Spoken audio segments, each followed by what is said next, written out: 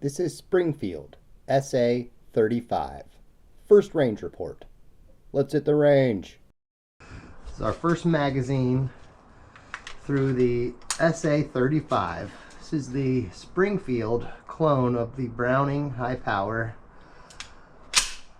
Let's shoot at the bottom right hand target today.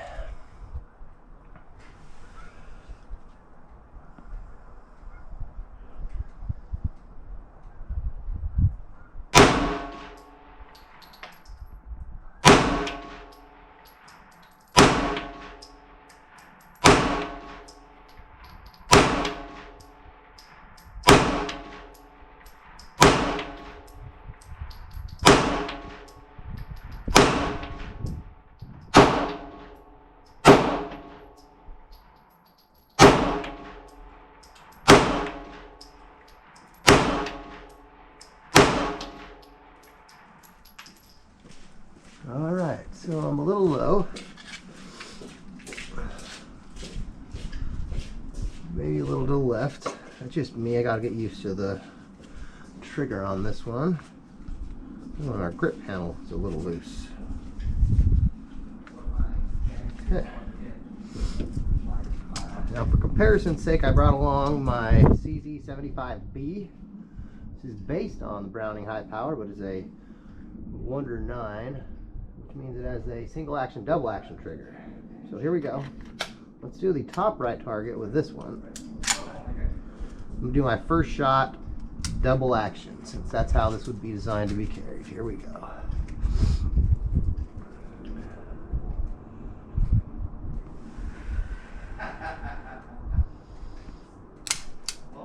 Uh-oh. Did I put? I did. Okay, that's not good. That's not good at all.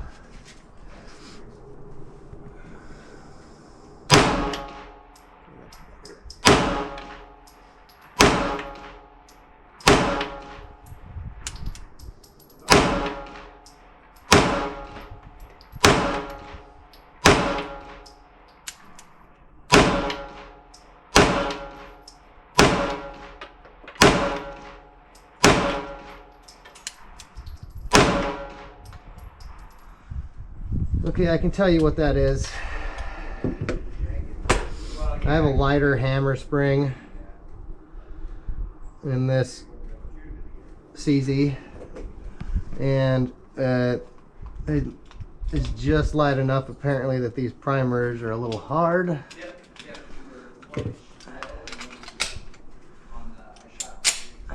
But that's on me, that's not on the gun.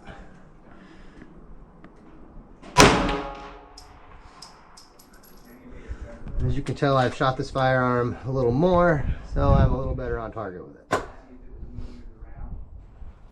The Springfield SA-35 is a short recoil operated tilting barrel semi-automatic pistol chambered in 9mm Luger.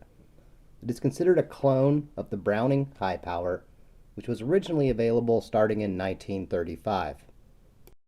The firearm is 7.8 inches long, 1.32 inches wide, 4.8 inches high, and weighs in at 1.84 pounds unloaded.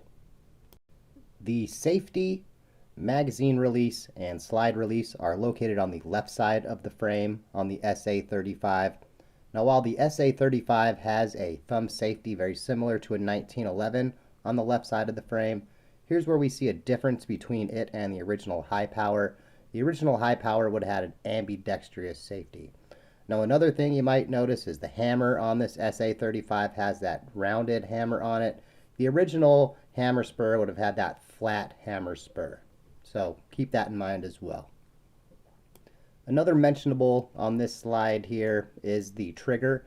The trigger on the SA-35 as well as on the high power is a single action only trigger. If it would have been a single action double action trigger, like say what's on my CZ-75B, it would be, in my opinion, considered the first true Wonder 9 and would have been, I don't know, what, 50 years ahead of the rest. Anyway, moving on. While slightly different from the original high power, the sights on the SA-35 I think are a welcome change.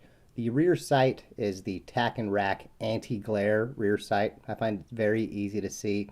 The front sight is a single dot front sight, and with both sights being in a dovetail, you can easily replace them if you're not a fan of the stock factory sights on this firearm. Here's a view of the sight picture. So far I find the sights to be very easy to see, very clear, and very quick to pick up and get on target. The SA-35 comes stock with the checkered walnut grips that we see attached here. Now that is a change from the original high power. Those would have had more of a black plasticky type grips on them. Another mentionable that we'll mention in this picture is the SA-35 does not have the magazine disconnect safety that the original high power would have had. It also does not have a firing pin block as well. So keep that in mind as well. Just about the only area I could knock Springfield on this is you only get a single 15-round magazine. Now it is one 15-round magazine instead of 13 rounds like on the original. Though these magazines, while they are stamped with the Springfield logo on them, they're made by Met Gear. From Springfield, I think they're approximately $38. If you get the ones from Met Gear, where the only difference is the brand name stamped on them, you can get them for quite a bit cheaper. So keep that in mind as well. Another mentionable is the SA-35 can use the original high power magazines and vice versa. As far as I can tell, the only real difference is the Met Gear mags have a slightly shorter follow in them, which allows the 2 more extra mags, or rounds. And like most of the Springfield pistols that are sold today, you do also get this storage case. I don't know, once you have a few of them, they're all the same, and you just throw them in the corner of the closet. But if you don't have one, nice to have. Moving on. Now before we get to the next range portion of our video, let's take a moment to talk about the CZ75B that I'm shooting here today. Unfortunately, I have made some customizations to the spring setup on this from a few years ago when I was custom hand loading ammo for it. And as we see with the factory ammo that we're shooting here today, my custom spring setup does not agree with the primers on this ammo.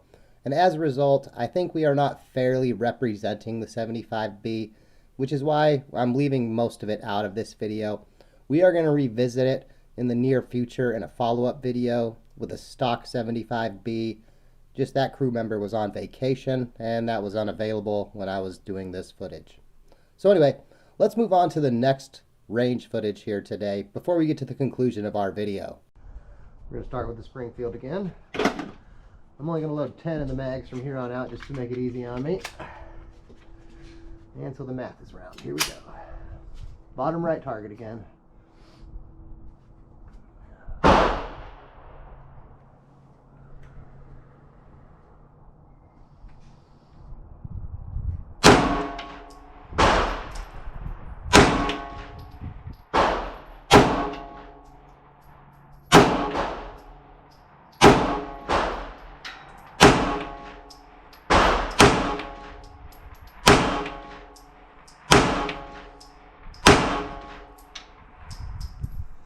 Okay, definitely a better 10 that time.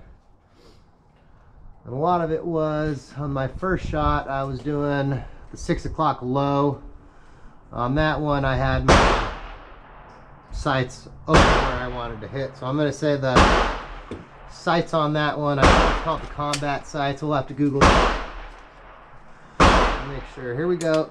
Top right target with the CZ again.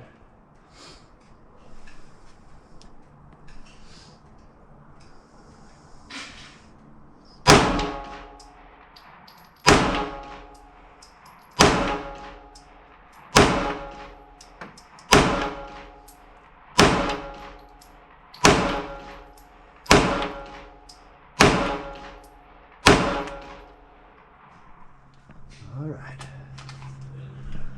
and I'm going to say a comparable group, and in an interesting, the left hand panels on both my firearms are now. We'll have to tighten that up. We moved 7 yards just to make it, creepy fit, that's fine. Make it a little easier on our cameras and ourselves and whatnot. We're going to do, okay, bottom right, I said bottom left, we're going to do bottom right now, since we got fresh targets. And I'm going to do 5 shots right-handed, and then we'll transition and we'll do 5 shots left-handed. Here we go.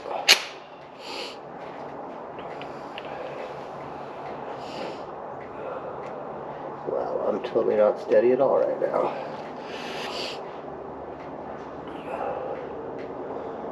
A little chilly out today. Not nearly as bad as a week ago. Alright, here we go. Wow, I'm going to miss all that. Better than I thought I would do.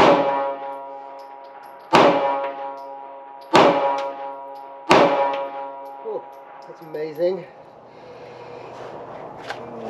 With how jittery my hands are, I'm amazed I hit the target at all. Here we go.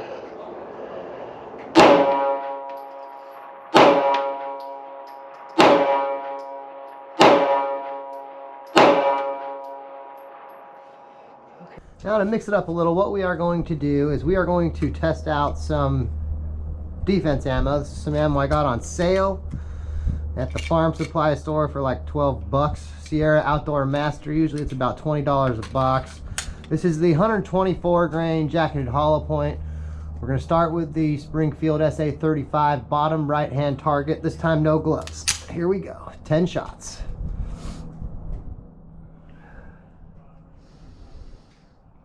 Wow, it's cold.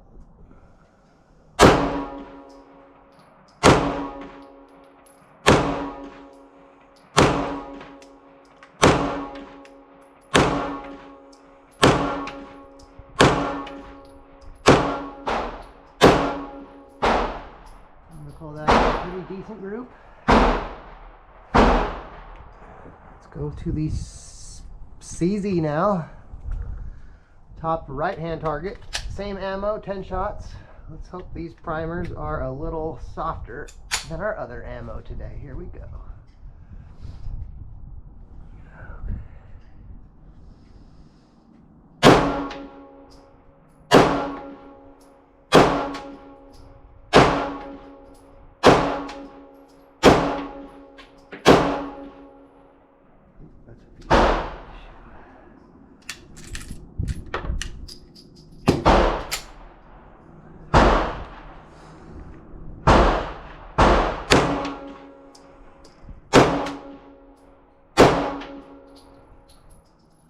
That was like a double feed or something.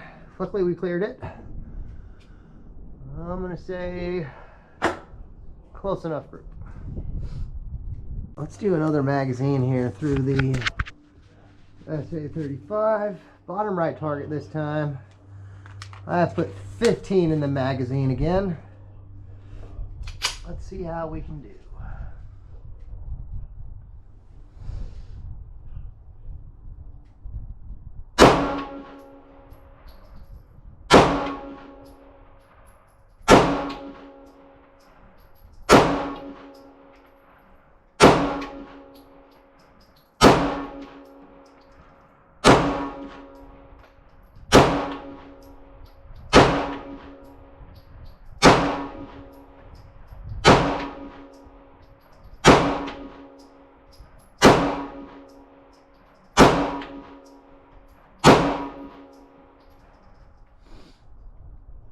Okay,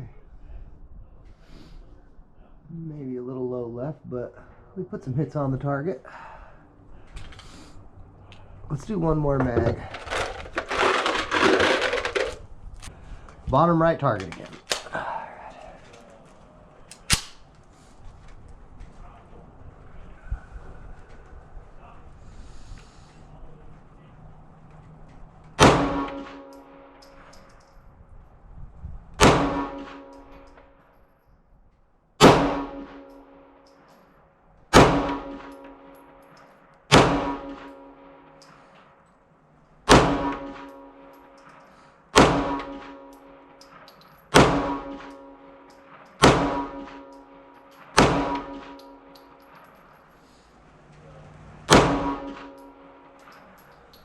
Okay, I like it. Alright, let's get to the conclusion of today's video. And much like our Wrangler video, as of recently, since they were shot on the same day, I have retreated to the couch for the conclusion of today's video, because my feeties got cold. Now, one thing that I like about the SA-35 by Springfield is that, at least for me, where I live, as someone that always, say, wanted a high power as soon as I became aware of its existence, and then finding out that eventually FN stopped making it, which put the price on the secondhand market through the roof where I live, that eventually when this Springfield came out and a much more wallet-friendly option that was new with manufacturer warranty support was available, that became quite attractive. And so as soon as I heard that from Springfield, this instantly went to the top of my list. Now, while I did pay, as you'll see here on this receipt, full retail price for it, MSRP, I think that's actually, when I saw that that was the MSRP, I thought that was actually quite an attractive price point on it. I would have expected it to be a couple $100 more, if I'm being honest. Now, as I said, one area where I think, at least in my opinion, Springfield missed the mark is only giving you one magazine. I would have very much preferred, even at the $6.99 price point, to have two magazines with this firearm. I'm the type of person where I want to have two magazines or more with any firearm I have. On the off chance that I lose one, one breaks, one fails, whatever it is, I want to have a spare no matter what. And when they only give you one, and you really can't find currently, at least where I live, spares in store, I find that to be problematic. Now, as I said, yeah, you can buy these from Springfield. I think they're around $38. And technically, there are places like the Brownells web store where I think you can find the Met Gear ones for maybe $24-ish. So you got that going for you when you can find them. Though currently, at least I have not been able to find any other than from the Springfield store. So I'm looking at paying $38 to get a second magazine. It is what it is. Well, could be worse. There are some magazines that are, $49 or more. So at least it's not the most expensive magazine ever. Though I would prefer it was closer to, say, the Met Gear stamped magazine of $24 instead of $38, just to have the Springfield logo stamped on it.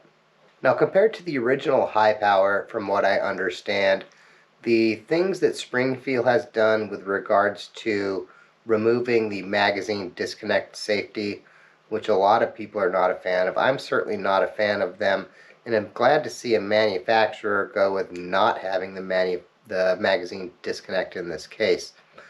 Now, from what I understand on the original high power, with it being a product of the early 1900s, back when you could actually have mounted cavalry on horseback still, the reason for the magazine disconnect, from what I understood, had to do with when a mounted cavalry would reload, so they could safely reload without shooting themselves. And I think that's much the same reason why the thumb safeties, actually grip safeties, on the 1911. Anyway, that Springfield modernized that by not having the magazine disconnect safety, I think, is a definite plus. There are many people out there who would say if you caught mid-combat reload, they would like to be able to still engage one target without having the magazine in the firearm. Now, conversely, there are people, and I think this might be a mentality more of, say, the 1930s and on, in the early to mid to even late-ish 1900s, that still persists a little bit today, is that there are those who would say, well, you could just disconnect your magazine if someone was, say, wrestling with you over your gun, and if the magazine wasn't in there, then you don't have to worry about being shot by your gun. And there is certainly, I think, some validity to that argument that I am not going to try to counterpoint. Now, moving back to our SA-35 in general, one of the things I will say here, and again, I did pay the MSRP for it as shown by the receipt here. When I saw it in the cage and the salesperson eventually, got there to where I could handle the firearm, when I held it, it was like, ooh, wow, that is actually a very comfortable firearm in the hand. I hope it shoots half as well as it feels. And it turns out it did. Now, while it's a little lighter than my CZ75B, that's not really that noticeable because it is still a full-size firearm that is not the lightest. It's still heavy, a full steel frame firearm, steel slide. So it has a lot of mass there to help dampen that recoil, as well as a quite robust recoil spring that comes into play to help there as well. So this firearm is a very comfortable firearm to shoot. And while I've so far only put about 250 rounds through it here on our first day with it, I did so without fail, no issues. I put most of the ammo that we shot on the video today was the Winchester USA Ready 115 grain jacketed, full metal jacketed ammunition. Though we did see and shoot here on camera at least one type of the defensive ammo, the Sierra Outdoor Master 124 grain jacketed hollow point ammunition. And again, 0 failures with that ammunition, and what I would consider even quite good accuracy with it as well. So you got that going for you. Now, as I said earlier in the video, the SA-35 does come with a 15-round magazine. Compared to the original high power, which had a 13-round magazine, you have a 2-round advantage there. Though again, both magazines are interchangeable, usable in the different firearms. Now, one area where some people would look at the firearm and they would say, well, I think that would have a single action, double action trigger just based on the look. The trigger on the SA-35 and the original high power is just a single action only trigger, though it does not look like a 1911 style single action only trigger. And the weight on it, I'm going to say, is intentionally heavier, again, by the Department of Redundancy. On most 1911 triggers, even factory, just basic ones, you have a trigger that's, 1 pound, 2 pounds in your single action trigger. On this SA-35, the single action only trigger off mine is about 4.8 pounds, and that comes in right in line with what I've seen quoted on other websites that have reviewed this firearm. Now, while it is about 4.8 pounds, which feels heavy for a single action trigger, it is one of, if not the lightest, single action trigger for a non-1911 style firearm that I've fired. It's a very, very smooth trigger, and I think a lot of that comes down to no firing pin block safety on there. There's less parts in between, which as a result allows it to be much smoother, in my not an expert opinion. Now, we see in the video in my first magazine or two on the firearm, while I'm at 10 yards, I was not as accurate as I would have preferred, again, first 2 magazines. Though as I became more familiar with this trigger, my accuracy certainly improved.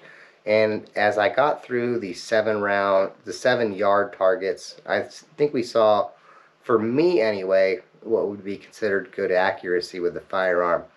And the more impressive part, I think, comes down to when I did the one-handed shooting. Now, on the video you saw when I did the one-handed shooting, I first went to fire and then I stopped and reset. And a lot of that it's about the mid-30s that day. There's a little bit of breeze, sometimes it blowing in. And after shooting for a couple hours, I was a little chilly.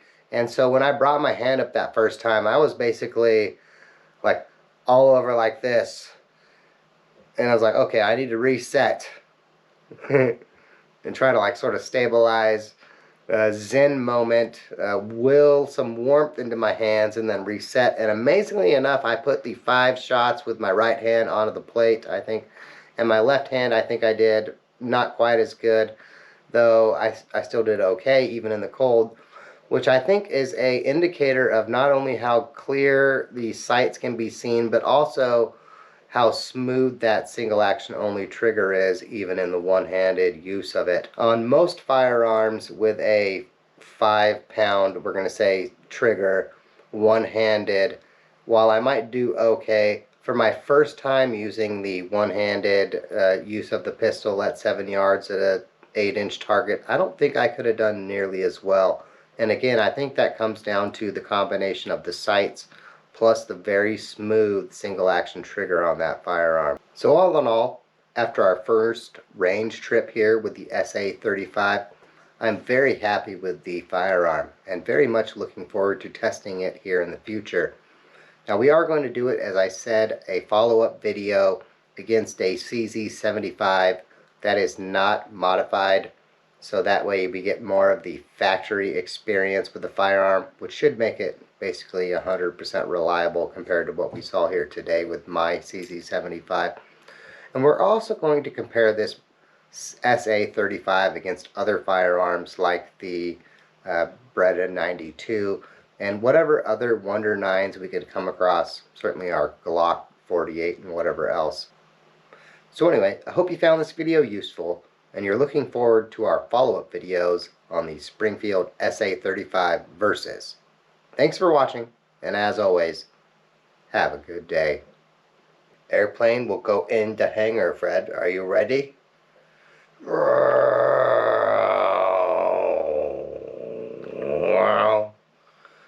hangar stationary, Fred. Here it comes. It's diving at you. There you go. You just chomp them on down, huh? Oh, there you go. Like and subscribe so Freddy gets more biscuit ditties.